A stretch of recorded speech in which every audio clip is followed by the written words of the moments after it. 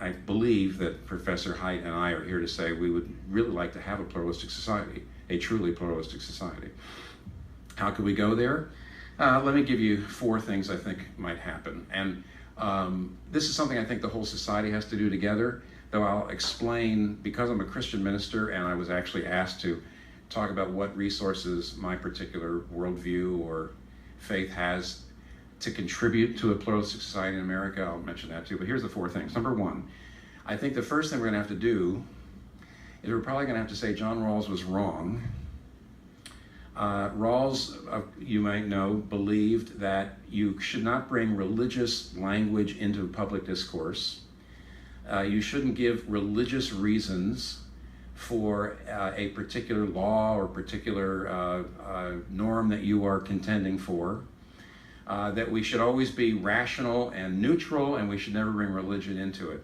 The first thing we're going to have to do is to say that that is a great way of marginalizing a lot of people.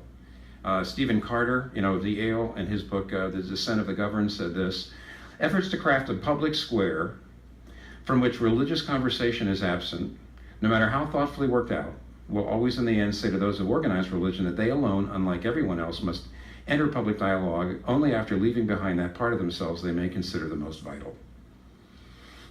Now, and let me just say something quick to defend what I'm about to say. W.K. Clifford wrote a very famous essay in 1877, it was famous for a little while anyway, called The Ethics of Belief. And in it, he said this very famous thing. His famous statement in it was this. In The Ethics of Belief, he said, "It is wrong always, everywhere, and for anyone to believe anything on insufficient evidence." And his point was that you should never believe anything unless you've got empirical evidence for it. And the trouble with religion, as soon as you make religious claims, there's no way to prove those things, so they ought to be just kept out of the public square.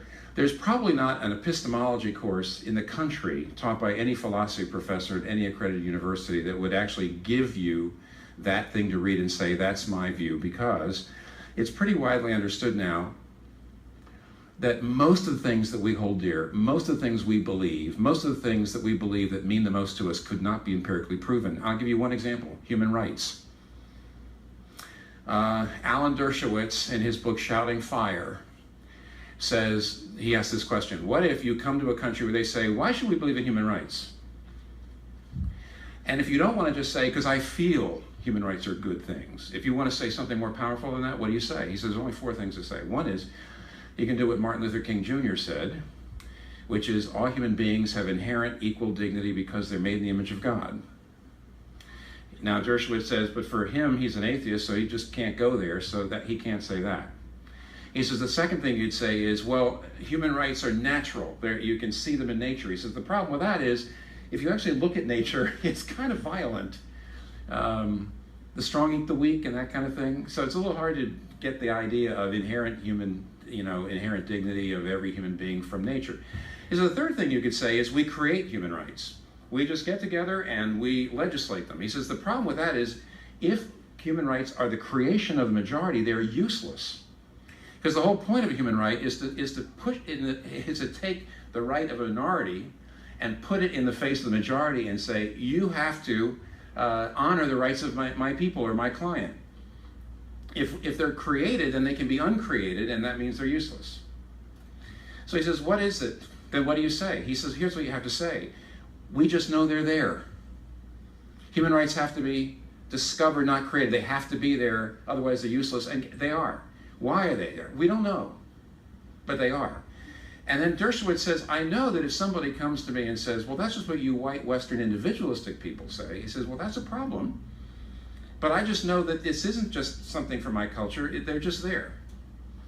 And then he says, ultimately he comes and says, most of the human race now believes that they're there. And that's why we know they're there. But the real problem, of course, is, as he said, is it really true that what the majority of human beings think is right is necessarily right? No. So in the end, can he prove human rights? Can you empirically prove them? Is it something? No, it's a faith leap. It's a leap of faith. It's an assumption. There's as much evidence for human rights as there is for God, but that's another lecture. In fact, I think there's probably more evidence for God than there is for human rights. The point of the matter is they are both non-provable, empirically, and they're not self-evident, the existence of God, the existence of human rights, and therefore we all are bringing non-provable moral intuitions and convictions into the public square, and we ought to let them come. We ought to let everybody talk about it, not say, oh, you're imposing your religion on me. Everybody is taking non-provable intuitions about human nature, about right and wrong, and you're bringing them into the public square, and you're trying to get them into legislation. Everybody's doing that. Everybody's being exclusive in that sense. So that's number one.